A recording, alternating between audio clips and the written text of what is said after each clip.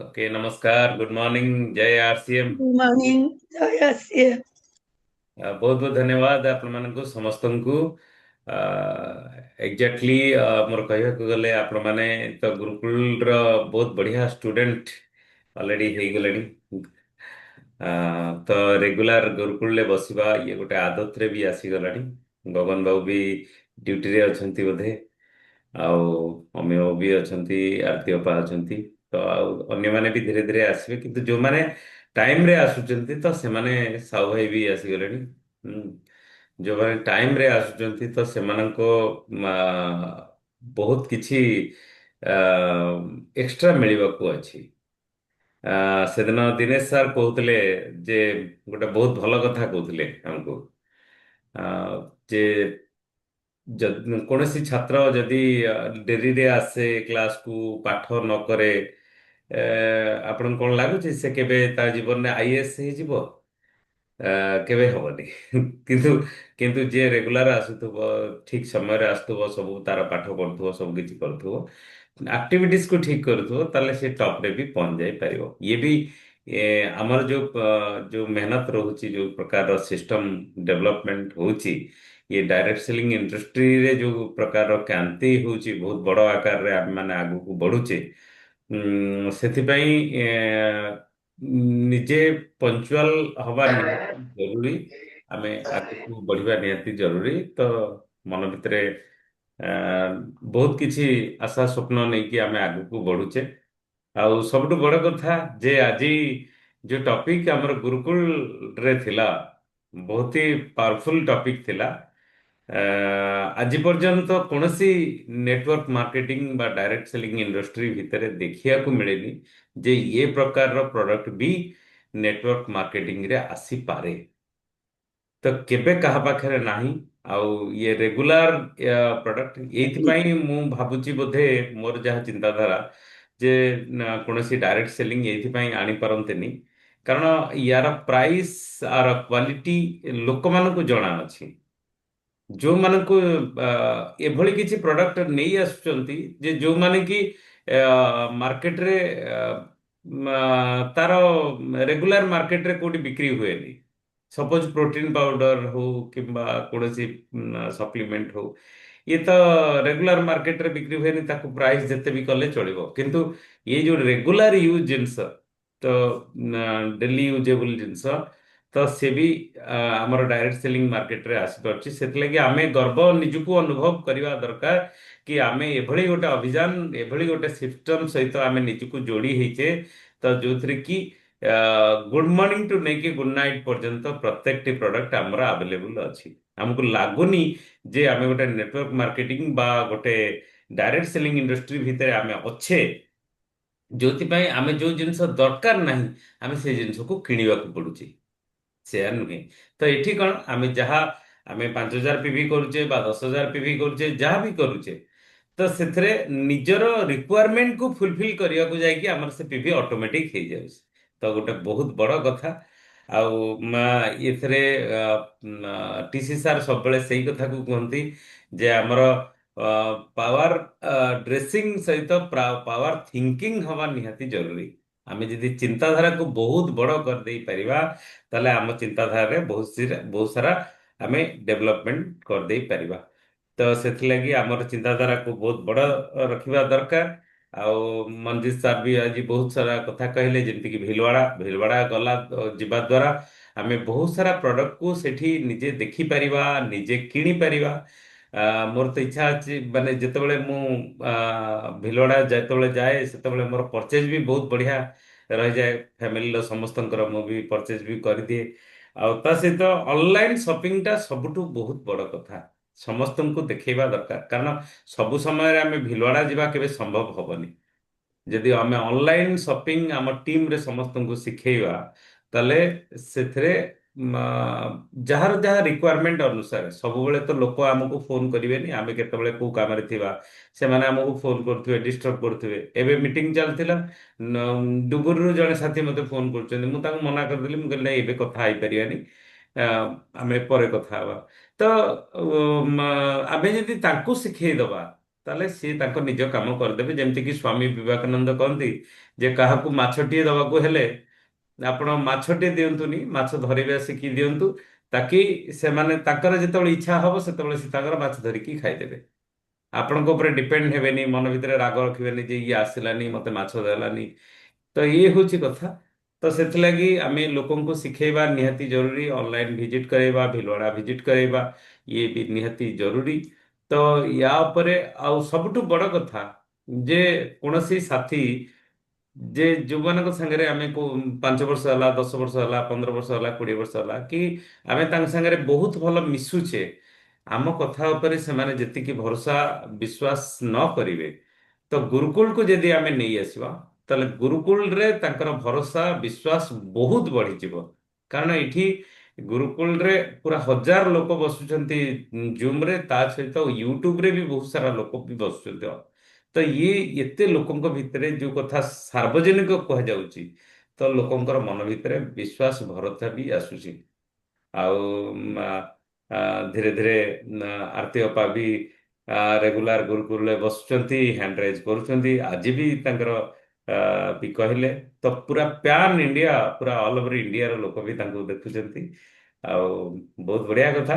ଆଜି ଅପାଙ୍କଠୁ ଷ୍ଟାର୍ଟ କରିବା। ଆଜି ଗୁରୁକୁଳର ଆମର ବିଚାର କଣ ରହିଲା, ଆମେ କଣ ଆଗକୁ କରିବା, ଆମର ପ୍ଲାନିଂ କଣ, କାଲି ଯୋଉ ପାୱାର ପାୱାର ଥିଙ୍କିଂ ଅଛି, ତ କାଲି ପାଇଁ ଆଜି ଆଜି କଣ ଆମେ ମାଇଣ୍ଡ ମେକଅପ୍ କରିବା, ଯୋଉଥିରେ କି ଆମେ ଟିମକୁ କରେଇ ଦେଇପାରିବା। ଆ, କେବଳ କେବଳ ଯେ ଏତିକି ତ ହବନି ଯେ ଆମେ ଗୁରୁକୁଳରେ ଯେମିତିକି ସୁରେନ୍ଦ୍ର ବସ୍ତାର ସବୁବେଳେ କହନ୍ତି ଯେ ଆମେ ଯାହା ଜାଣିଛେ ଯଦି ନ କରୁଛେ ତାହେଲେ ନ ଜାଣିବା ସାଙ୍ଗରେ ସମାନ। ତ ସେଥିଲାଗି ଯାହା ଜାଣୁଛେ ତାହା କରିଲେ ଆମେ ସେଟା ତାର ୟୁଟିଲାଇଜ ହେଇପାରିବ। ତ ପାୱାର ଥିଙ୍କିଂ କାଲିର ଯୋଉ ସେସନ ରହିବ, ତ ଗୁରୁକୁଳରେ ଆମେ ହ୍ୟାଣ୍ଡରାଇଜ କରିକି କହିପାରିବା। ତ ଯେମିତିକି ସାର୍ ଆମର କହନ୍ତି, ଚାନ୍ଦ ସାର୍ ଆମର କହନ୍ତି ଯେ ଗୁରୁକୁଳରେ ଆମେ ଯଦି ସମୟ ନ ମିଳୁଛି ତାହେଲେ ଏଇ ଯୋଉ ଆମର ଏଇ ଯୋଉ ରିଭିଜନ ସେସନରେ ଯୋଉମାନେ ଆସୁଛନ୍ତି ତ ସେମାନେ ବି ୟାର ଜିଷ୍ଟ ବି ଶିଖିପାରିବେ। ତ ଏ ସବୁ ଜିନିଷ ବହୁତ ସାରା ଜିନିଷ ହଉଛି, କିନ୍ତୁ ଆମେ ମ୍ୟାକ୍ସିମମ୍ ନୂଆ ଲୋକଙ୍କୁ ଇନଭଲ୍ଭ କରିବା ନିହାତି ଜରୁରୀ। ଯଦି ଆମେ ସେଟା କରିଦେଲେ ତାହେଲେ ଆମେ ଜୀବନରେ ବହୁତ ବଡ଼ ପୁଣ୍ୟ କାମ ଆମେ କରିଦେଲେ, ବହୁତ ସାରା ଲୋକଙ୍କର ବହୁତ ସାରା ମଙ୍ଗଳ ଆମେ କରିଦେଇ ପାରିଲେ। ତ ଇଏ ହଉଛି କଥା। ତ ଆରତି ଅପା। ଜୟ ଆସିଏମ୍। ଆଜି ଖୁସବୁ ମ୍ୟାଡାମ ଯୋଉ କହିଲେ ଯେ ଆମର ଦେଖ ମାନେ ପ୍ରଥମ ଆମର ହେଲା ଆମେ ଯଦି ପାଦକୁ ଆରାମ ଦବା, ତାହେଲେ ପାଦକୁ ଆରାମ ଦେବା ବହୁତ ଜରୁରୀ ଅଛି। ପାୱାର ଡ୍ରେସିଂ के साथ ଆମେ ଯଦି ଫୁଟୱେର ଠିକ ପିନ୍ଧିବା ତାହେଲେ ଆମର ସେଇଟା ମାନେ ଫୁଟୱେରଟା ଠିକ ପିନ୍ଧିବା ଦରକାର। ସେମିତି ସେ କହିଲେ ଯେ ଲେଡିଜ ମାନେ ଯୋଉମାନେ ଏଜେଡ ଲୋକ ତାଙ୍କୁ ଓମେନ ଡକ୍ଟର ଟା କମ୍ଫର୍ଟେବୁଲ, ଓମେନ ଡକ୍ଟର ଯୋଉ ଅର୍ଥ କମ୍ଫର୍ଟ ସେଇଟା। ତାପରେ ଆମ ଆଙ୍କେଲ ଯୋଉ ରହୁଛି ଗୋଇଠିର କଡଟା, ତାକୁ ପେନ୍ ହବାକୁ ଦବାନି। ଆଉ ଆଙ୍କେଲ ପେନ୍, ରିଡ୍ୟୁସ ପେନ୍, ଏଗୁଡା ସବୁ ଯୋଉ କହିଲେ ବହୁତ ବଢିଆ ଲାଗିଲା। ଆମେ ଖାଲି ଜୋତା ପିନ୍ଧିଦେଲେ ହବନି କି ଚପଲ ପିନ୍ଧିଦେଲେ ହବନି, ଆମେ ତା ବିଷୟରେ ବି ଜାଣିବା ଦରକାର ଯେ ଆମ ପାଦ ପାଇଁ କୋଉ ଚପଲ କେମିତି କଣ ଫିଟ୍। ସେଥିପାଇଁ ବହୁତ ଭଲ ନଲେଜ ମିଳିଲା। ମୁଁ ବି ସବୁ ଲେଖିକି ସବୁ ରଖିଛି। ମୁଁ ସବୁବେଳେ ଲେଖୁଛି ମାନେ କୋଉ ଡେଟରେ ଗୁରୁକୁଳ, କୋଉ ଡେଟ, କିଏ ଆସିଥିଲେ ହୋଷ୍ଟ, କିଏ କଣ କହିଲେ, ମୁଁ ଏଗୁଡା ସବୁ ଲେଖେ ସବୁବେଳେ।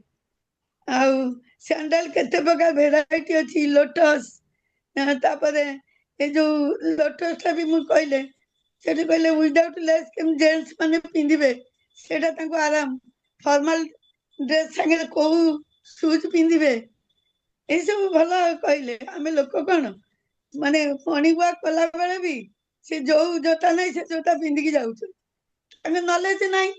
ଏଇଟା କୌଣସି କମ୍ପାନୀ ଏମିତି ନଲେଜ ଦବନି ଯେ ଗୁରୁକୁଳ ଆମେ ବସିଲାଠୁ ଆମ କମ୍ପାନୀ ମାମା ଆସିଆ ମାନେ ଧନ୍ୟବାଦ ଦବା କଥା ଟିସିଜି ଙ୍କି ଯେ ଏତେ ବଡ ଗୋଟା ତିଆରି କରିଛନ୍ତି, ଯୋଉଟା କି ଗୁରୁକୁଳରେ ବସିବା ଦ୍ୱାରା ଲୋକଙ୍କର ନଲେଜ ବଢିବ ଆମେ ସବୁ ସାଙ୍ଗ ମାନେ ଆମର ଯେତେ ମେମ୍ବର ଅଛନ୍ତି ଆମ ଟିମ୍ ଲିଡର ମାନଙ୍କୁ ସବୁ ଡକେଇକିରି ଆମେ ଗୁରୁକୁଳ ବସେଇଲେ ସେମାନଙ୍କର ନଲେଜ ଟା ବଢିବ। ମତେ ବହୁତ ଭଲ ଲାଗିଲା। ମାନେ ସେ ଯୋଉ କହିଲେ ରାଉଣ୍ଡ ନେକ୍ ସାଙ୍ଗରେ କୋଉ ସୁଜ ପିନ୍ଧିବ, ଫର୍ମାଲ ଡ୍ରେସ ସାଙ୍ଗରେ କୋଉଟା ପିନ୍ଧିବ, ବହୁତ ବଢିଆ। ମୁଁ ସବୁ ଯାକ ଝିଅକୁ ସେୟାର କରେ, ସମସ୍ତଙ୍କୁ ସେୟାର କରେ ଯେ ବାহ। ଦେଖନ୍ତୁ ଏଇଟା ବହୁତ ଭଲ ଲାଗିଲା। ତାପରେ ଜୋତାକୁ ଆମେ କଣ କରିବେ, ବହୁତ ପିନ୍ଧିଲା ପରେ ଯୋଉ ମାନେ ତା ଦେହରେ ଯୋଉ ଆଣ୍ଟିସେପ୍ଟିକ ଇଏ ଅଛି, ଯୋଉଟା ଆମ ସୁଜରେ ଯୋଉ ଅଛି ଆଣ୍ଟିସେପ୍ଟିକ ଇଏ, ସେଇଟା ଆମକୁ ଭଲ କାମ ଦବ। ସେ ଲେଖିଛନ୍ତି ତମେ ସ୍ମେଲ ହବ ସେ ଯୋଉ ମାନେ ଆମେ ଯୋଉ ବେଶୀ ସମୟ ପିଲା ପରେ ଝାଳ ବୁହେ, ଝାଳ ବୋହିଲା ପରେ ସେଇ ଜୋତାଟା ଆମେ ଯେତେବେଳେ ଓହ୍ଲେଇ ଦଉ, ଯାହା ଘରକୁ ଯାଉ, ସେଠି ଜୋତାଟା ଖୋଲିଦେଲା ବେଳକୁ ସେ ଯୋଉ ସ୍ମେଲ ଟା ହୁଏ ମାନେ ନିଶ୍ଚୟ ଖରାପ ଲାଗିବ। ତେଣୁ ଏଇଟା ଯୋଉ କହିଲେ ଯେ ଆମ ଏଇ ଯୋଉ ଆଣ୍ଟିସେପ୍ଟିକ ର ସୁଜ୍ ଅଛି, ଏଇଟାକୁ ମାନେ ଆମେ ନଲେଜ ନଥିଲା ଯେ ଆଣ୍ଟିସେପ୍ଟିକ ସୁଜ୍ ଅଛି। ଏଇଟା ମୁଁ ଆଜି ସେଇଟା ନୋଟ କରି ରଖିଲି, ବହୁତ ଭଲ ଲାଗିଲା। ଆଉ କୌଣସି କମ୍ପାନୀ ଏମିତି ନାହିଁ। ଆଉ ବହୁତ ବଢିଆ, ଯୋଉଟା ବହୁତ ବଢିଆ। ଆକ୍ଚୁअली ବହୁତ ସାରା ନଲେଜ ଆସିଗଲା ଯେ ଆକ୍ଚୁअଲି ये ନଲେଜ ଆମକୁ ଏଇଥିପାଇଁ ମିଳୁଛି, ଟିସି ସାର୍ ଆମକୁ ଆରସିଏମ ର ଏଇ ଯୋଉ ଅଭିଯାନ ଚାଲିଛି, ଏଇ ଅଭିଯାନର ଗୋଟେ ମାଲିକ ଆମକୁ କରିଛନ୍ତି। ମାଲିକ ମିନ୍ସ ଆପଣଙ୍କୁ ମୁଁ କ୍ଲିୟର ବି କରୁଛି, ମାଲିକ କାହାକୁ କୁହାଯାଏ? କୌଣସି ପ୍ରଡକ୍ଟ ଯେତେବେଳେ ସେଲ୍ ହୁଏ, ଗୋଟେ କଷ୍ଟମରକୁ କେତେବେଳେ ତା ପ୍ରଫିଟ କେବେ ମିଳେନି। କଷ୍ଟମରକୁ କେବେ ମିଳେ କି? ମିଳେନି, କେବେ ବି ମିଳେନି। ଆମେ ଯେକୌଣସି ଜିନିଷ ଯୋଉଠି ବି ଆମେ ପରଚେଜ କରୁଛେ, ରିଲାଏନ୍ସ ଫ୍ରେଶରୁ ପରଚେଜ କରୁଛେ କି ଦୋକାନରୁ କୌଣସି ଦୋକାନରୁ କିଣୁଛେ, କୋଉଠି ଜାଗାରେ ପ୍ରଫିଟ ପ୍ରଫିଟ ଆମକୁ କଷ୍ଟମରକୁ ଆସେ ନାହିଁ। କିନ୍ତୁ ପ୍ରଫିଟ କୋଉଠିକି ଯାଏ ନା ମାଲିକ ପାଖକୁ ଯାଏ। ଯିଏ ମାଲିକ ତା ପାଖକୁ ହିଁ ଯାଏ। ଆମେ ଆରସିଏମ ରୁ ଯେତେବେଳେ ପରଚେଜ କରୁଛେ, ସପୋଜ ଆଜି ମୁଁ ନୂଆ ଜଏନିଂ କରିଛି, ମୁଁ 6 ମାସ ପରଚେଜ କରିସାରିଲା ପରେ ମତେ 12% ପିଭି ର 12% ର ପ୍ରଡକ୍ଟ ମତେ ଫ୍ରିରେ ମିଳୁଛି। ଫ୍ରିରେ ମିଳୁଛି ମାନେ ସେଇଟା ମୋର ପ୍ରଫିଟ ମତେ ମିଳୁଛି। ମୁଁ ଟର୍ଣ୍ଣଓଭର କଲି, ମତେ ପ୍ରଫିଟ ମିଳୁଛି।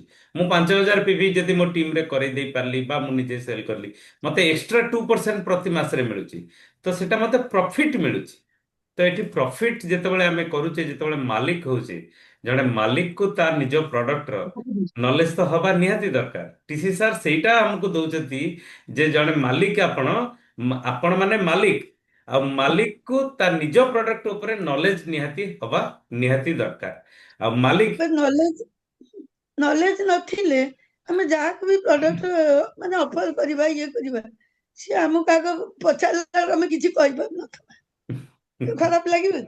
ହଁ, ସେଇଟା ଠିକ କଥା। ତ ଆମେ ମାଲିକ ହବାର ପରିଚୟ ଆମେ ଦବା, ଯେମିତି କି ଅପା ଲେଖୁଛନ୍ତି, ଡାଏରୀରେ ଲେଖୁଛନ୍ତି। ମୁଁ ବି ଅପା ମୁଁ ଲେଖୁଛି, ଦେଖୁଛି, ମୁଁ ବି ଲେଖୁଛି ମୁଁ ପ୍ରତିଦିନ। ସବୁ ଦେଖ ଇଂଲିଶ, ସେ ହଁ, ବି ହିନ୍ଦୀ କହୁଛନ୍ତି, ମୁଁ ଲେଖୁଛନ୍ତି। ଇଂଲିଶ। ତ ୟା ଦ୍ଵାରା କଣ ହଉଛି ନାଇଁ, ଏଥିରେ କଣ ହଉଛି କି ଆମକୁ ସମୟକୁ ମ୍ୟାନେଜ କରିବା ଦରକାର। ବଡ ବଡ ଇଣ୍ଡଷ୍ଟ୍ରିଆଲିଷ୍ଟ ମାନେ, ବଡ ବଡ ବିଜନେସମ୍ୟାନ ମାନେ ତାଙ୍କ ସମୟକୁ ମ୍ୟାନେଜ କରନ୍ତି। କୋଉ ସମୟରେ କଣ କରିବା, କୋଉ ସମୟରେ କଣ କରିବା। ୟା ମୁଁ ମାନେ ପୁରା ନୁହେଁ ଯେ ଆମେ କୌଣସି କାମକୁ ଛାଡିଦବା। ନାଇଁ, ମୁଁ ପୁରା ଆମର ମ୍ୟାନେଜ କରିକି ସବୁ କାମ କରୁଛି, ଆଜ୍ଞା, ଆଜ୍ଞା, ମିଟିଂ ଆଟେଣ୍ଡ କରୁଛି, ବହୁତ ଭଲ ବଢିଆ। କାମ କରୁଛି। Okay, thank you. ଅମିୟ ବାବୁ କୁହନ୍ତୁ।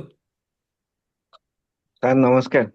ନମସ୍କାର। ଚାନ୍ଦ ସାର୍ଙ୍କୁ ନମସ୍କାର। ଜୟ ଆସନ ସାର୍, ଆମେ ତ ଗୁରୁକୁଳରେ ବସୁଥାଏ, କିନ୍ତୁ ଆଜିର ଗୋଟେ ମହତ୍ୱପୂର୍ଣ୍ଣ ଥିଲା ଯେ ପାୱାର ଡ୍ରେସିଂ ରେ ଆମର ଜୋତା ଆଉ ଚପଲର ମହତ୍ୱପୂର୍ଣ୍ଣ ଅବଦାନ ଅଛି।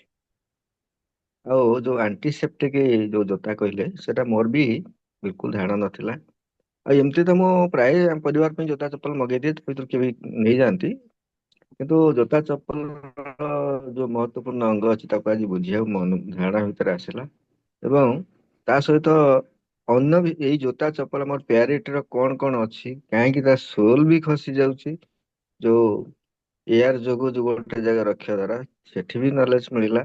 ଆଉ କୋଉ କୋଉ ଜୋତା ଚପଲ କେତେବେଳେ ପିନ୍ଧିବାକୁ ପଡିବ, ସେଇ ଜୋତା ସହିତ ଯୋଉ ଲୋଫର ସହିତ କୋଉ ସକ୍ସ ପିନ୍ଧିବାକୁ ପଡିବ, ସେଇଟା ମଧ୍ୟ ଶିଖିବାକୁ ପଡିଲା। ଆମେ ଜେନେରାଲି ସକ୍ସ ତ ପିନ୍ଧୁଥାଏ, ଯୋଉ ଜୋତାରେ ଯୋଉଟା ବି ୟୁଜ କରୁଥାଏ, ଲୋଫର ବି ସେଇଟା ୟୁଜ କରିଦଉଥାଏ। କିନ୍ତୁ ନାଇଁ, ସେଟାକୁ ଦେଲେ କଣ ହବ ନା ଆପଣଙ୍କର ଆହୁରି ଇମେଜ ବଢିଯିବ ସେଇ ଯୋଉ ସକ୍ସ ଟା ପିନ୍ଧିଲେ। ତେଣୁ ସକ୍ସ ପିନ୍ଧିଛେ ବୋଲି ଲୋଫର ପିନ୍ଧିଲା ବେଳେ ଜଣା ପଡିବ ନାହିଁ। ବି ମ୍ୟାଡାମ ବୁଝଉଥିଲେ। ତେଣୁ ଏ ତ ଗୋଟେ ପାୱାରଫୁଲ ଅଙ୍ଗ ରହିଲା, ସେଥିପାଇଁ ଅନ୍ୟମାନଙ୍କ ସହିତ ଡିସ୍କସନ କରିବା। ଆଉ ସମସ୍ତଙ୍କୁ ତ ଡକା ହଉଛି, ସମସ୍ତେ ତ ଆସୁ, ହଁ ଆଲୋଚନା କରାଯିବ। ତେଣୁ ମୁଁ ତ ଏଇ ସବୁ ଶୁଣିଲି। ଆଉ ଏତିକି ତ ଚାଲିଛି। Over to Satapathy sir.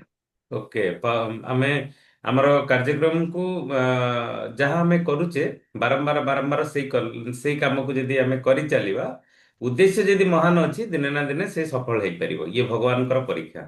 ଆଉ ମୁଁ ଏଇଠି ଗୋଟେ କଥା କହିବାକୁ ଚାହେଁ, ଅମୀୟ ବାବୁଙ୍କର ଗାଁରେ ହଉଛି ତାଙ୍କର ପିକଅପ୍ ସେଣ୍ଟର, ପାଟକୁରାରେ ତାଙ୍କର ପିକଅପ୍ ସେଣ୍ଟର। ସେ ଜଣେ ରୟାଲ୍ଟି ଆଚିଭର। ଦେଖନ୍ତୁ କେତେ ଦାୟିତ୍ୱବାନ ସାଥୀ ଆମ ପାଖରେ ଅଛନ୍ତି। ଗାଁରେ ବି ସେ ଅନଲାଇନ ଅର୍ଡର କରିକି ପିକଅପ୍ ସେଣ୍ଟରକୁ ତ ସିଏ ବି ପ୍ରୋଭାଇଡ କରିଦେଇ ପାରୁଛନ୍ତି। ସୁଜ୍ ହଉ କିମ୍ବା ନନ୍ ଏଫଏମସିଜି ପ୍ରଡକ୍ଟ ଯେତେ ବି ଅଛି, ଯୋଉଗୁଡା କି ଆମର ଡିପୋକୁ ଆସୁନି, ତ ସେ ସବୁ ଜିନିଷକୁ ଗାଁରେ ସେ ପ୍ରୋଭାଇଡ କରିଦେଇ ପାରୁଛନ୍ତି। ସେଇଟା ଗୋଟେ ବହୁତ ବହୁତ ବଡ ପ୍ରେରଣା ସବୁ ପିକଅପ୍ ସେଣ୍ଟର ହୋଲ୍ଡରଙ୍କ ପାଇଁ। ସେ ଗୋଟେ ବହୁତ ବଡ ପ୍ରେରଣା। ଯୋଉ ଯୋଉ ଜିନିଷ ଆସୁନି, କି ସୋଲର ପ୍ରଡକ୍ଟ ଆସୁନି, ବହୁତ ସାରା ଜିନିଷ ଆସୁନି, ତ ସେ ସବୁ ଜିନିଷକୁ ଆମେ ସେ ସବୁ ଜିନିଷକୁ ଆମେ ଯଦି ଅର୍ଡର କରିବା, ତାହେଲେ ଆମେ ପାଇଯାଇ ପାରିବା। Okay, thank you. ସାହୁ ଭାଇ କୁହନ୍ତୁ। ଆମ ପାଇଁ ଗୋଟେ ବହୁତ ଭଲ ଜିନିଷ ଯେ ଆମକୁ ତ ମାଲିକ ବନେଇଦେଲେ, ପିସିଜି ହଉଛନ୍ତି ସେବକ। ଆମମାନଙ୍କୁ ଜିନିଷ ଯୋଗେଇ ଦେଲେ, ଆମେ ସେବା କରିବା। ଆଉ ଯୋଉ ମାଲିକ ହେଲେ, ତା ସହିତ ଅନଲାଇନ ଅର୍ଡର ଆମ ପାଇଁ ଗୋଟେ ବଡ ଜିନିଷ ହଉଛି। ଅନଲାଇନ ଅର୍ଡର ଯଦି ଆମେ କରିଦେଇ ପାରିଲେ, ତାହେଲେ ଆମେ ବହୁତ ବଡ ସକ୍ସେସ ହେଇପାରିବା। ଯେମିତିକି ଶାଢୀ, ଚପଲ, ୟୁନିଫର୍ମିଟି ମେଣ୍ଟେନ କରିବା, ଏଇଟା ଯୋଉ ଆବଶ୍ୟକତା ରହିଛି, ତାକୁ ଯଦି ଅନଲାଇନ ଅର୍ଡର ଶିଖେଇ ଦେଇପାରିବା ଲୋକଙ୍କୁ, ତାହେଲେ ବହୁତ ବଡ ସକ୍ସେସ ହେଇଯାଇପାରିବା। ଇଏ ଗୋଟେ ଆମ ପାଇଁ ଗୋଟେ ବଡ ଅସ୍ତ୍ର। ତେଣୁ ଟିମ୍ରେ ଅଧିକ ଲୋକଙ୍କୁ ଅନଲାଇନ ଅର୍ଡର ସିଷ୍ଟମ କରିବା ନିହାତି ଆବଶ୍ୟକ, ଯାହାଫଳରେ କି ଭଲ ବେନିଫିଟ ନେଇପାରିବା। ଓଭର ଟୁ ଶତପଥୀ ବାବୁ। Okay, thank you. ସୁକାନ୍ତ ବାବୁ କୁହନ୍ତୁ। ସୁକାନ୍ତ ବାବୁ। ସାର୍ ନମସ୍କାର ସାର୍, ଜୟ ଆର୍। ଜୟ ସିଂ, କୁହନ୍ତୁ। ସାର୍ ଡ୍ରେସ୍ କୋଡ୍ ପାଇଁ ତ ଥିଲା, ତାପରେ ଆମର ଶୀତ ଡ୍ରେସ୍ ପାଇଁ ଥିଲା ଟ୍ରେନିଂ, ତା ସହିତ ଆଜି ଯୋଉ ଆମର ଫୁଟୱେୟାର ପାଇଁ ଯୋଉ ବଢିଆ ବଢିଆ ଟ୍ରେନିଂ ରହିଲା, ଆମେ ଜାଣିନଥିଲେ। ଆଜିକାଲି ଆକ୍ଚୁଆଲି ଆମର ଜୋତା ଯୋଗୁଁ ଆମର ଅଣ୍ଟା ପେନ୍ ହୁଏ, ଆଣ୍ଠୁ ପେନ୍ ହୁଏ, ବିଭିନ୍ନ ପେନ୍ ହୁଏ। ଯଦି ଆମେ ଠିକ୍ ସାଇଜରେ ନ ପିନ୍ଧିବା, ଠିକ୍ ରେ କମ୍ଫର୍ଟ ନ ଲାଗିବା, ତାହେଲେ ଆମର ହିଲ୍ ବି ଆମର ପେନ୍ ହୁଏ, ଟୋ ବି ଆମର ମାନେ ପେନ୍ ହୁଏ। ସେଥିପାଇଁ ଅର୍ଥ ଆମର ଯୋଉ ସାଣ୍ଡାଲ ଜୋତା ବାହାରିଲା, ସେଥିପାଇଁ ମାନେ ବଢିଆ ବଢିଆ ନଲେଜ ବାଲା ଲୋକ ଜାଣିବା ଦରକାର। ଲୋକଙ୍କ ପାଇଁ ନଲେଜ ନାହିଁ, ସେ ଯେକୌଣସି ସାଇଜରେ ମାନେ ପିନ୍ଧୁଛନ୍ତି, ତାଙ୍କର ବିଭିନ୍ନ ପ୍ରୋବ୍ଲେମ ବାହାରୁଛି। ଏ ଜୋତା ପାଇଁ ବି ଆମର କିଛିଟା ଆମର ପେନ୍ ରିଲିଫ ହେଇପାରିବ। ତା ସହିତ କହିଲେ, ଆମେ ଯୋଉ ଜୋତା ଦିନ ସାରା ପିନ୍ଧିଲା ପରେ ଯୋଉ ଆମର ସ୍ମେଲ ହୁଏ, ସେଥିପାଇଁ ଆମର ଏୟାର କମ୍ଫର୍ଟ ଯୋଉ ଆମର ଅଛି, ସେଟା ଦେଲେ ବି ଆମର ସ୍ମେଲ ହବନି। ତା ସହିତ ଆମର ବହୁତ ଗୁଡେ ଆମର ପାଇଁ ଯାହା ଘରକୁ ଯିବା, ଯଦି ଆମର ସ୍ମେଲ ହବ, ସେମାନଙ୍କର ଅଣନିଜ ଫିଲ୍ କରିବେ, ଆମକୁ ଟିକେ ଭଲ ଲାଗିବନି। ସେଥିପାଇଁ ଆମ କୋଉ ସାଇଜର ଆମ ପିନ୍ଧିବା, କଣ ଏହାର କମ୍ଫର୍ଟ ଆମର ଆଣ୍ଟି ଫଙ୍ଗାଲ, ଆଣ୍ଟି ଇନଫେକ୍ସନ ଯୋଉ ଆମର ଅଛି, ସୋଲ ଅଛି, ସେଇଟା ୟୁଜ କଲେ ଆମର ବେନିଫିଟ ଆମେ ପାଇପାରିବା। ଆଉ ଗୋଟେ ଜିନିଷ ଭଲ ହେଲା, ଆମର ତ ପିକଅପ୍ ସେଣ୍ଟର ଆଭେଲେବୁଲ ହଉନି ସବୁ ପ୍ରଡକ୍ଟ। ଯେ ଆମର ଇଚ୍ଛା ଅନୁସାରେ ଆମେ ଯଦି ମଗେଇବାକୁ ହେଲେ, ଆମକୁ ଅନଲାଇନ ଆମକୁ ଆଦେଇବାକୁ ପଡିବ। ଆଉ ଅନଲାଇନରେ ବହୁତ ଗୁଡା ସାରା ପ୍ରଡକ୍ଟ ଅଛି, ସେ ଜିନିଷ ଆମେ ପିକଅପ୍ ସେଣ୍ଟର ଆଭେଲେବୁଲ ହେଇପାରିବନି। ଆମେ ସେଟା ଅନଲାଇନ ଶିଖିବା, ଆମ ଟିମରେ ସେ ଅନଲାଇନ କେମିତି ଅର୍ଡର କରାଯାଏ, କେମିତି ତାଙ୍କୁ ଡେଲିଭର କରାଯିବ, କେମିତି ତାଙ୍କୁ ବିଲିଂ କରାଯିବ, ତାଙ୍କୁ ଥରେ ଯଦି ଆମେ ବସିବା ଆମ ଟିମରେ, ତାଙ୍କୁ ସେଟା ସମସ୍ତେ ଶିଖେଇଦବା, ତାହେଲେ ଆମର ହୁଏତ ବିଜନେସ ଆମର ବଢିଯିବ। ସେମାନେ ବାହାରେ ଯୋଉ ଜିନିଷ କିଣୁଥିଲେ, ତାଙ୍କର ପ୍ରାଇସ୍ ଆମେ ଦଉଥିଲେ, ହାଇ ରେଟ୍ ଦଉଥିଲେ। ଆମର 100% ପ୍ରଡକ୍ଟ ଆମେ ୟୁଜ କରିପାରିବା। ଯଦି ଆମର କସ୍ମେଟିକ ହେଲା, କି ଯେକୌଣସି ଆମର କିଛିର ପ୍ରଡକ୍ଟ ହେଲା, ଆମର ଫୁଟୱେୟାର ହେଲା, ଆମର ଗାର୍ମେଣ୍ଟ ଜିନିଷ ହେଲା, ଅନଲାଇନ ଆମର ନିହାତି ଦରକାର। ସେଇଟା ଅନଲାଇନ ଆମେ ଯଦି ଭଲ ଫୋକସ କରିବା, ନିଶ୍ଚିତ ଆମ ବିଜନେସ ବଢିପାରିବ। Thank sir. Okay, thank you. Babuli ବାବୁ କୁହନ୍ତୁ।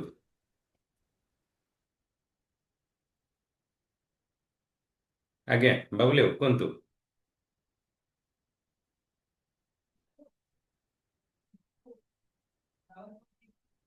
ପ୍ରବୀଣା ମ୍ୟାଡାମ କୁହନ୍ତୁ। ସାର୍ ନମସ୍କାର। ନମସ୍କାର, ଆଜ୍ଞା କୁହନ୍ତୁ। ସାର୍ ଆଜି ଯୋଉ ଆମର ଯୋଉ ସୁ ଉପରେ ଦେଖେଇଲା, ବହୁତ ବଢିଆ ଦେଖେଇଲା।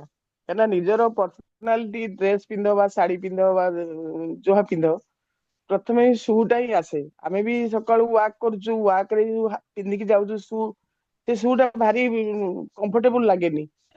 ଯେବେ ଆମେ ବୁଲିକି ଆସିଲା ପରେ ପହଞ୍ଚିଲା ପରେ ସେ ଗୋଡଟା ଗୋଡ ଉପରେ ପେନ୍ ହୁଏ, ଇଏ ହୁଏ, କାହିଁ ଏତେ ଲାଗୁଛି ଏତେ କମ୍ଫର୍ଟେବୁଲ, ଏଣ୍ଟାର ବଡିର ଇଏଟା ଚାଲିଯାଏ ଗୋଡକୁ, ୱେଟ ଟା ଯାଏ ଗୋଡକୁ। ଆମେ ଯେତେବେଳେ ଚାଲିକି କମ୍ଫର୍ଟେବୁଲ ନାହିଁ, ଏତେ ଭଲ ଜିନିଷ ଆମର ହେଇଛି ଆମ ଆରସିଏମ ର, ଆଉ ସେଇଟାକୁ ଆମେ ନିଶ୍ଚୟ ମଗେଇକି ସେଇଟାକୁ ହିଁ ୟୁଜ କରିବୁ। ମେନ୍ ତ କମ୍ଫର୍ଟେବୁଲ ଆମକୁ ଲାଗିବ ଯେ ଆମ ୱାର୍କ ରେ ଗଲୁ, ଆଜି ଗୋଟେ କୁଆଡେ ଫଙ୍କସନ କୁ ଗଲୁ, ଇଏ ଗଲୁ, ଆମର ସେଇଟାକୁ ଅନଲାଇନରେ ଆମେ ମଗେଇକି ଚେଷ୍ଟା କରିବୁ ଅନଲାଇନରେ ମଗେଇକି ତାକୁ ୟୁଜ କରିବା ପାଇଁ। ଓକେ, ଥ୍ୟାଙ୍କ ହଁ। ୟୁ। ନାନୀ କୁହନ୍ତୁ। ଜୟ ସିଂ। ଜୟ ଶ୍ରୀ। ଯେମିତି ଆମର ଡ୍ରେସଟା ପିନ୍ଧିଲେ ଆମର ଲୁକଟା ବଢେ, ପର୍ସନାଲିଟି ବଢେ, ସେମିତି ସ୍ମାର୍ଟ ଚାଲିବା ପାଇଁ ଆମର ସୁଟେବୁଲ ଜୋତା ଦରକାର, ବହୁତ ଫିଜିକାଲି ଆଉ ମାନେ ନିଜକୁ ସୁଟ୍ କଲା ଭଳିଆ। ଯଦି ଜୋତାଟି ନ ହବ ଆମର ସ୍ମାର୍ଟନେସଟା ବଢିବ, ଚାଲିବାର ସ୍ମାର୍ଟନେସଟା ବଢିବନି। ଆମର କମ୍ପାନୀ ଜୋତା ତିଆରି କରୁ, ଯଦି ଏଟା ତ ମାନେ ଆଭେଲେବୁଲ ହଉନି, ନିଜେ ଦେଖିଲେ କିଣନ୍ତ। ଅନଲାଇନ ଅର୍ଡର କରିବା ଭାରି କଷ୍ଟ, ସେଟା ନ ଶିଖିଲେ କରି ହବନି। ଯେମିତି ଗୋଟେ ଇଚ୍ଛା ହଉଛି ଗୋଟେ ଶାଢୀ ଆରସିଏମରେ ଆଣିବା ପାଇଁ, ଯୋଉଟା କି ଆଣିପାରୁନି, କି ଜୋତା ଗୋଟେ ଆଣିବାକୁ ଇଚ୍ଛା ଥିଲେ କରିପାରୁନି। ତେଣୁ ଏଇ ଅନଲାଇନ ଅର୍ଡରଟା ନ ଶିଖିଲେ ସେଟା କରିହବନି, ସେଇଟା ନିହାତି ଶିଖିବା ଦରକାର। ଆଜ୍ଞା ନାନୀ, ଦେଖିକି ହେଇଯିବ ସବୁ କିଛି। ଆଉ ଅନଲାଇନ ମଗେଇବ, ନିଶ୍ଚୟ ଟିକେ ଛାଡିବ। ସେଇଟା କେମିତି ଯଦି ସୁବିଧା ହୁଅନ୍ତା ତାହେଲେ ଭଲ ହୁଅନ୍ତା। ନାଇଁ, ସବୁ କିଛି ହେଇଯିବ ନାନୀ। ଅଫଲାଇନଙ୍କ ସହିତ ଆପଣ ଯୋଗାଯୋଗ ରଖନ୍ତୁ, ଅଫଲାଇନ ଶିଖେଇ ଦେବେ ଆପଣଙ୍କୁ ଅନଲାଇନ କେମିତି ଅର୍ଡର କରିହୁଏ, କଣ କରିହୁଏ। ଯେତେବେଳେ ସୁଯୋଗ ମିଳୁଛି, ଯେମିତିକି କାଲି ଆମେ ଯିବୁ, ସୀମା ମ୍ୟାଡାମ ଯିବେ, କାଲି ଯିବେ, ଆପଣଙ୍କ ପାଖରେ ଆମେ ପହଞ୍ଚିବୁ। ତ ସେଇ ସମୟରେ ଯଦି ଆପଣ ସେଇଗୁଡା ସବୁ ଦେଖିବେ କେମିତି ଅନଲାଇନ କରିବା କଥା। ଅମୟ ବାବୁ ବି ଆପଣଙ୍କଠୁ ଆହୁରି ଭିତରେ ରହୁଛନ୍ତି, କେନ୍ଦ୍ରାପଡା ପାଟକୁରା। ସିଏ ବି ଜାଣିନଥିଲେ ଅନଲାଇନ କରିବା। ଧୀରେ ଧୀରେ ଧୀରେ ଧୀରେ ମୁଁ ବି ଜାଣିନଥିଲି ଦିନେ ଅନଲାଇନ କେମିତି କରାଯାଏ। ତ ଧୀରେ ଧୀରେ ଆମେ ସବୁ କରିପାରିବୁ। କାଲି ଆରତି ଅପା ବି ଆପଣଙ୍କ ପାଖକୁ ଯାଉଛନ୍ତି, ପ୍ରବୀଣା ମ୍ୟାଡାମ ବି ଯାଉଛନ୍ତି କାଲି। ତ କାଲିର ତୟାରୀ ଯଦି ବହୁତ ବଡ ଆକାରରେ ଆପଣ କରିବେ, ତ ଯୋଉମାନେ ଯାଉଛନ୍ତି ଭୁବନେଶ୍ୱରରୁ ଯାଉଛନ୍ତି ଯେ କେମିତି ସେଠି ମିଟିଂ ହବ ଦେଖିବା ପାଇଁ ନେମାଳରେ, ତ ସେଥିଲାଗି ତୟାରୀ ବହୁତ ବଡ କରିବା ନିହାତି ଦରକାର। ଆକ୍ଚୁଆଲି ଆଜି ତ ସମୟ ହେଇଯାଇଛି, ସମସ୍ତେ ବି ତାଙ୍କର ନିଜ ନିଜର ମତାମତ ଦେଇ ସାରିଲେଣି। ଆମେ ସାର୍ଙ୍କୁ ଇନଭାଇଟ୍ କରିବା। ସାର୍ ଆସନ୍ତୁ ସାର୍। ନମସ୍କାର। ନମସ୍କାର ସାର୍। ନମସ୍କାର ସମସ୍ତଙ୍କୁ, ଜୟ ଆରସିଏମ। ଜୟ ଆସେମ ସାର୍। ନମସ୍କାର। Good morning. ଆଜି ସବୁ ଗୋଟେ ୟୁନିକ୍ ନମସ୍କାର। ପ୍ରଡକ୍ଟ, ଆଜିର ପ୍ରଡକ୍ଟ ତ ଆପଣମାନେ ସବୁ ଶୁଣିଛନ୍ତି, ଦେଖିଛନ୍ତି, ବୁଝିଛନ୍ତି। ବହୁତ ପ୍ରକୃତରେ ୟୁନିକ୍ ପ୍ରଡକ୍ଟ। ଯୋଉ ଜୋତାର ପ୍ରୋବ୍ଲେମଟା, ଯୋଉ ସ୍ମେଲ ହୁଏ, ସେଇଟା ପ୍ରକୃତରେ ଏଇଟା ୟୁନିକ୍। ତ ସେଇଟା ଦେଖିବେ, ମାନେ ବହୁତ ହଟ୍ ସେଲ୍ ହବ ସେଇଟାକୁ। ବଢିଆ ଲାଗେ ପ୍ରଡକ୍ଟ ସବୁ। ଆମେ କାଲି ବି ଡିସ୍କସନ କରୁଥିଲେ, କାଲି ପରଦିନ, ଯେ ଜୋତା ହଉଛି ପ୍ରକୃତରେ ଏଡେ ସୁନ୍ଦର ସୁନ୍ଦର ଜୋତାର ଉପରେ ତାଙ୍କର ସବୁ ବକ୍ତବ୍ୟ ଦେଲେ। ପ୍ରକୃତରେ କହନ୍ତି ଯେ ଜୋତା ହଉଛି ବ୍ୟକ୍ତିର ବ୍ୟକ୍ତିତ୍ୱର ଆଇନା। ଜୋତା ହଉଛି ବ୍ୟକ୍ତିର ବ୍ୟକ୍ତିତ୍ୱର ଆଇନା। ତ ଗୋଟେ କଥା ମୁଁ ଲେଖିଥିଲି, आपके जूते आपके व्यक्तित्व को दर्शाती है, फुटवेयर आपके व्यक्तित्व को बताती है। तो जूते व्यक्तित्व को दर्शाती है, सोच और शैली को दिखाती है, मनोदशा को व्यक्त कर सकते हैं। तो तेणु भल जूता पिंधिबा द्वारा आमर चालीचरण मध्य बदली जाए। जिते भल क्वालिटी जूतार दाम, माने गोटे गोटे जूतार दाम तो 15,000, 20,000, 50,000, लक्षे, 1.5 लक्ष, 2 लक्ष, एत कॉस्टली जूता कहीं से जूतार प्रकृତରେ ସେଇଭଳି ଜୋତା ସିଏ ତାକୁ ପିନ୍ଧିଲେ ମଣିଷର ମାନେ ସମ୍ପୂର୍ଣ୍ଣ ବ୍ୟକ୍ତିତ୍ୱର ଗୋଟେ ବହୁତ ପରିବର୍ତ୍ତନ ଆସିଯାଏ। ଆଉ ବହୁତ ସୁଖର କଥା और ସୌଭାଗ୍ୟର କଥା ଯେ ଆମ ଆରସିଏମ ବର୍ତ୍ତମାନ ତାର ଇମ୍ପୋର୍ଟାଣ୍ଟ ଦଉଛି। ଆରସିଏମ ର ଯୋଉମାନେ ସମସ୍ତେ ଆରସିଏମ ସହିତ ସଂଯୋଗ ଅଛନ୍ତି, ଯୋଉମାନେ ଆରସିଏମ ଦ୍ୱାରା ନିଜର ଭାଗ୍ୟ ପରିବର୍ତ୍ତନ କରିବାକୁ ଚାହୁଁଛନ୍ତି କି ସାମାଜିକ ସେବା ସମାଜ ସେବା କରିବାକୁ ଚାହୁଁଛନ୍ତି, ତ ସବୁ ନିର୍ଭର କରେ ସେ ବ୍ୟକ୍ତିର ବ୍ୟକ୍ତିତ୍ୱ ଉପରେ। ସେ ବ୍ୟକ୍ତିତ୍ୱ ଯଦି ସେଇଭଳି ପ୍ରଭାବଶାଳୀ ହେଇଥିବ ତାହେଲେ ସେ ଅନ୍ୟମାନଙ୍କୁ ପ୍ରଭାବିତ କରିପାରିବେ। ଇଏ ହେଉଛି ଅତି ସରଳ କଥା। ତ ବ୍ୟକ୍ତିତ୍ୱର ପ୍ରଭାବିତ କରିବା ପାଇଁ ଆମର କାଲି ତ ଆଲୋଚନା ହଉଥିଲା 2 ଦିନ ଧରିକି ଆମର ଡ୍ରେସ୍ କୋଡ୍, ଭଲ ଡ୍ରେସ୍ କୋଡ୍ ପିନ୍ଧିଥିବେ, ଲେଡିଜ ମାନେ ହୁଅନ୍ତୁ ଜେଣ୍ଟସ ମାନେ ହୁଅନ୍ତୁ, ଯେତେ ଡ୍ରେସ୍ ପଡିଥିବେ ଇଏ ସବୁ ମାନେ ନିଜର ମୁଣ୍ଡକୁ ଠିକ ମତନ କମିଂ କରିଥିବେ, ତ ହସ ହସ ମୁହଁ, ତା ସହିତ ଡ୍ରେସ୍, ତା ସହିତ ଜୋତା। ଆଜି ଜୋତା ବିଷୟରେ କହିଲେ ସେଇଟା ବାକି ରହିଯାଇଥିଲା। ମୁଁ 2 ଦିନ ହେଲାଣି ସେ ବିଷୟରେ ସବୁ ଡିସ୍କସନ କରୁଥିଲେ, କିନ୍ତୁ ଆଜି ସେ ବିଷୟରେ ମଧ୍ୟ ବହୁତ ଭଲ ଡିସ୍କସନ, କାରଣ ଜୋତା ଦ୍ୱାରା ହିଁ ସମ୍ପୂର୍ଣ୍ଣ ବ୍ୟକ୍ତିର ବ୍ୟକ୍ତିତ୍ୱ ଫୁଟି ଉଠିବ, ଆଉ ସେ ଏତେ ପ୍ରଭାବଶାଳୀ ବ୍ୟକ୍ତିତ୍ୱ ହବ ଯେ ସିଏ ଯାହାକୁ ଭଲ କଥା କହିବେ ସେ ସାମ୍ନା ଲୋକ ତାକୁ ଗ୍ରହଣ କରିବ। ଇଏ ହେଉଛି ଆମର ସମ୍ପୂର୍ଣ୍ଣ ବ୍ୟକ୍ତିକୁ ତିଆରି କରିବା ପାଇଁ ଆଜିର ଯୋଉ ପ୍ରଡକ୍ଟ ସେମାନେ ଇଣ୍ଟ୍ରୋଡ୍ୟୁସ କଲେ ସେଇଟା ପ୍ରକୃତରେ ବହୁତ ଖୁସିର କଥା। ତ ଟାଇମ ତ ହେଇଗଲାଣି, ତ ମୋର ଏତିକି କହିବା କଥା, ଆପଣମାନେ ସମସ୍ତେ ରେଗୁଲାର ପ୍ରାୟ ସେ ଉପରେ ହେଲାଣି ସବୁ ଆଟେଣ୍ଡ କରୁଛନ୍ତି, ପ୍ରାୟ ଆପଣଙ୍କ ଭିତରେ କନଫାଇଣ୍ଡ ହେଉଛି, ହୁଏତ ଆପଣମାନେ ଚେଷ୍ଟା କରୁଛନ୍ତି ଅନ୍ୟମାନଙ୍କୁ ଇନଭଲ୍ଭ କରିବା ପାଇଁ, ଡାକିବା ପାଇଁ, ସେଥିରେ ହୁଏତ ସଫଳତା ପାଇପାରୁନାହାନ୍ତି ର କାରଣ ବହୁତ ଅଛି। ସେଥିରେ ଏଇଟା ମନେ ରଖିବେ ଯେ ଯାହା ସଫଳତା ପାଉନାହାନ୍ତି କାରଣ ଆପଣମାନେ ଦୋଷ କେବେ ହେଲେ ଯାହାକୁ ଡାକୁଛନ୍ତି ତାଙ୍କୁ ଦେବେନି। କାଲି ସେ କଥା ବି କହୁଥିଲି, ଏକଥା ବି ଆମର ଗୁରୁଦେବ ମାନେ କହନ୍ତି, ସବୁବେଳେ କହନ୍ତି, ଯାହାକୁ ଆପଣ ଆରସିଏମ ବିଷୟରେ କହୁଛନ୍ତି, ଆରସିଏମ ର ମିଟିଂ କୁ ଡାକୁଛନ୍ତି, ଆରସିଏମ ର ପ୍ରଡକ୍ଟ ସେମାନଙ୍କୁ ୟୁଜ କରିବା ପାଇଁ ସେମାନେ କରୁନାହାନ୍ତି, ଏଥିପାଇଁ ତାଙ୍କୁ ଦୋଷ ଯଦି ନଦେବେ ତାହେଲେ ଦେଖିବେ ଆପଣଙ୍କର ସଫଳତାର ରାସ୍ତା ଖୋଲିଯିବ।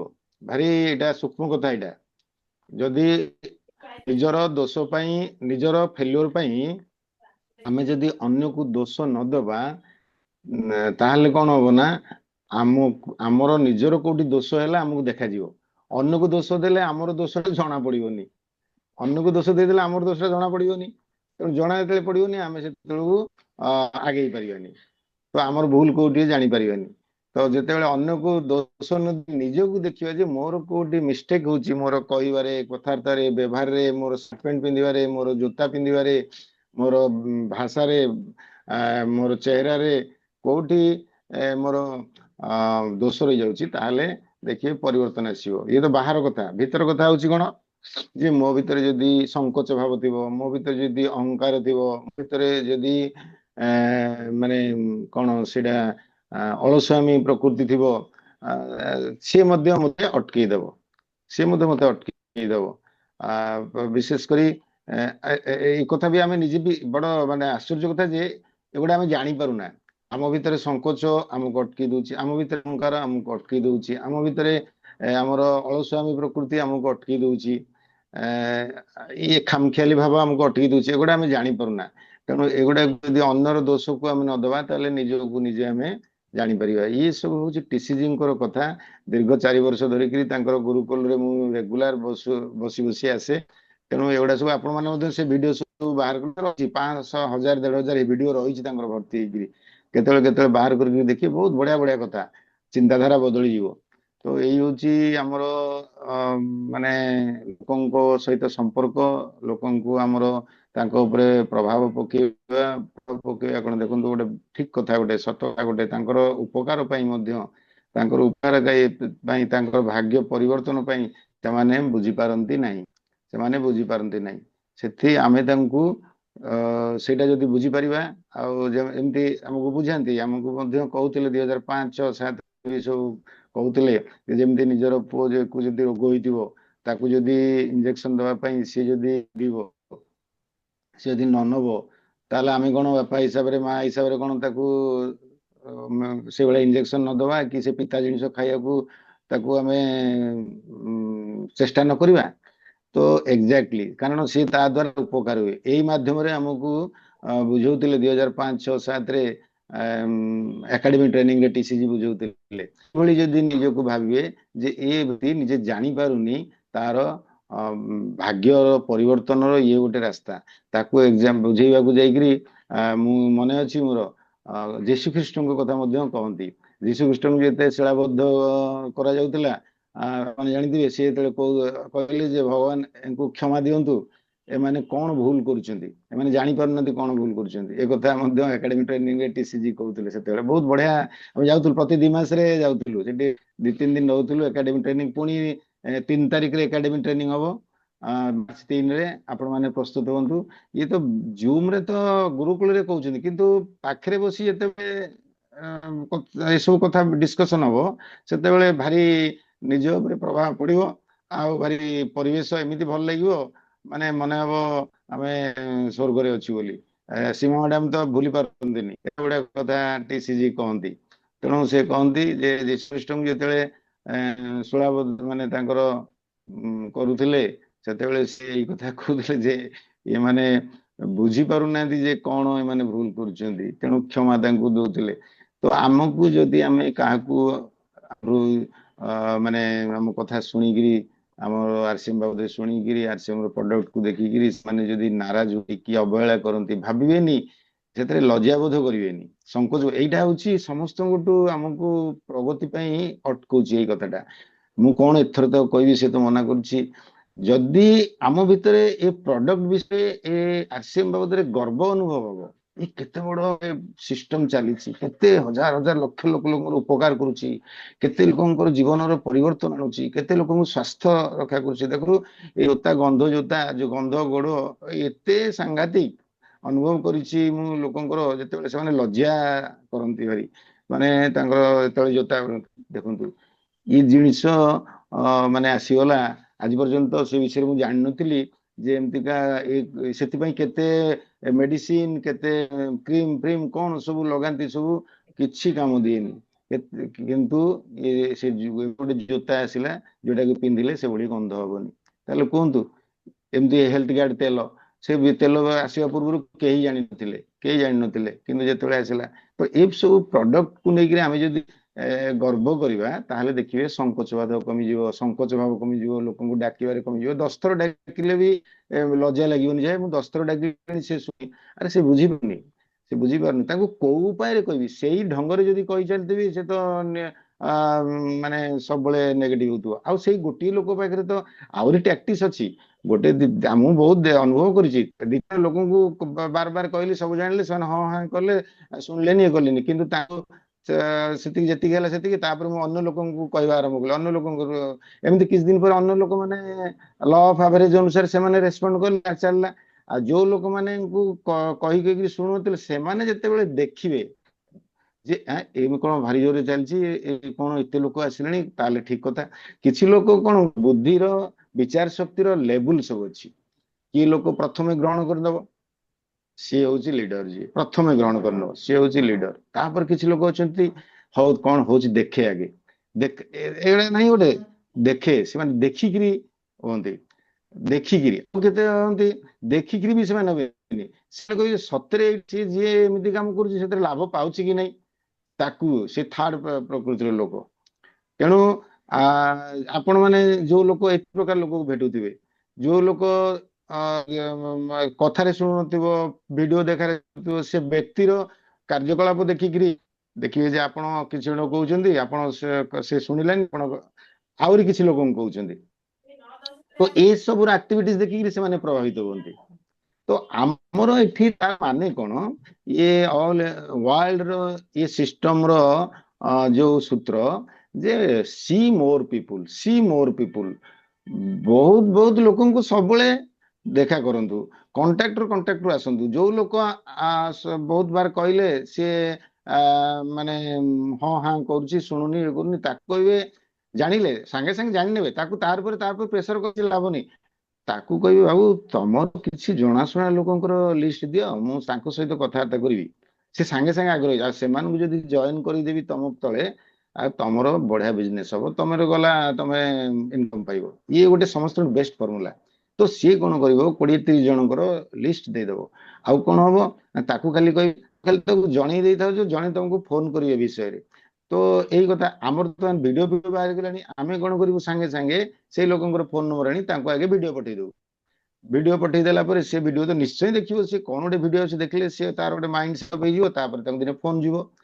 ଏମିତି ଯଦି ଆପଣ ଚାହାନ୍ତି ବଡ ଆକାରରେ କିଛି କରିବା ପାଇଁ, ଇଏ ସବୁ ଉପାୟ ସବୁ ଆମେ ସବୁ ବିଭିନ୍ନ ପ୍ରକାର ଉପାୟ ଅବଲମ୍ବନ କରୁ। ଗୋଟିଏ ପ୍ରକାର କଥା ଖାଲି ଆସରେ ଆସରେ ଆସରେ ଆସରେ କହିଲେ ହୁଏନି। ଲୋକମାନଙ୍କ ମାନସିକ ଅବସ୍ଥା ତାଙ୍କ ଭିତରେ ଭିତରର ସୋଚ ବିଚାର ଭେରାଇଟି ଅଛି। ଆରତୀ ମ୍ୟାଡାମଙ୍କର ଯୋଉ ପ୍ରକାର ବିଚାର ଶକ୍ତି, ବୁଝିବା ଶକ୍ତି, ଆଉ ପ୍ରବୀଣା ମ୍ୟାଡାମଙ୍କର ଯୋଉ ପ୍ରକାର ବିଚାର ଶକ୍ତି, ଆଉ ଅନ୍ୟମାନେ ଯୋଉ ଟିମରେ ଅଛନ୍ତି ସେମାନଙ୍କ ଭିତରେ ଭ୍ୟାରି କରିବ। ଜଣେ ବ୍ୟକ୍ତି, ଆରତୀ ମ୍ୟାଡାମ ତ ଗୋଟେ ଏକ୍ସାମ୍ପଲ ଆମ ପାଇଁ, ଏତେ ସମସ୍ୟା ଭିତରେ ଥାଇକିରି ସେ ସମସ୍ତଙ୍କୁ ଦୁଃଖ କଷ୍ଟ ଭିତରେ ଥାଇ ମନ ଭିତରେ ରଖିକିରି ଜାଣିବା, ବହୁତ ଲୋକ ଜାଣିନାହାନ୍ତି ଆରତୀ ମ୍ୟାଡାମଙ୍କର ଭିତରି କଥା, କିନ୍ତୁ ତାଙ୍କର ଯୋଉ ଖୁସି କଥାଟା ସମସ୍ତେ ଦେଖୁଛନ୍ତି।